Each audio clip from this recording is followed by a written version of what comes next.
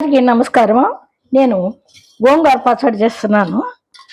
అవి ఒక 25 గ్రాములు ఎండుమిర్చి, ఇందులో 2 స్పూన్లు ఆయిల్ పోసుకొని వేయించాలి.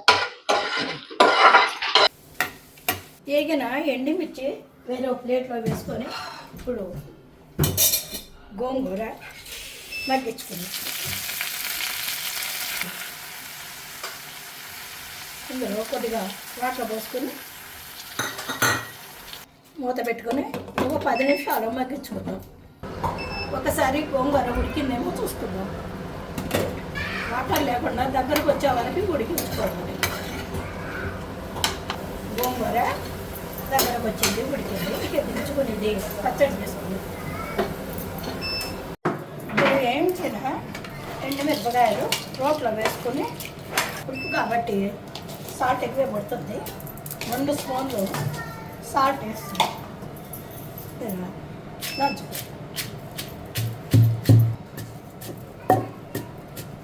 ఇలా నలిగిన తర్వాత కొద్దిగా జీలకర్ర,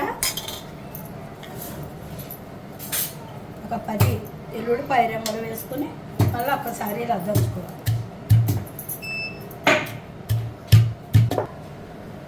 ఇందులో ఉడికించిన గోంగూర వేసుకొని మళ్ళీ ఒక్కసారి దంచుకోవాలి. గోంగూర పచ్చడి రెడీ అయ్యింది. తీసుకొని ఒక ప్లేట్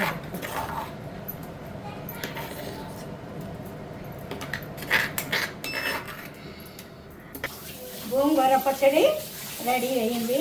ఇందులో పచ్చిమిరపకాయలు, ఉల్లిపాయలు, వేడి వేడి అన్నములు, నెయ్యి వేసుకొని ఇవి నంజుకుని తింటుంటే ఏమో టేస్ట్గా ఉంటుంది.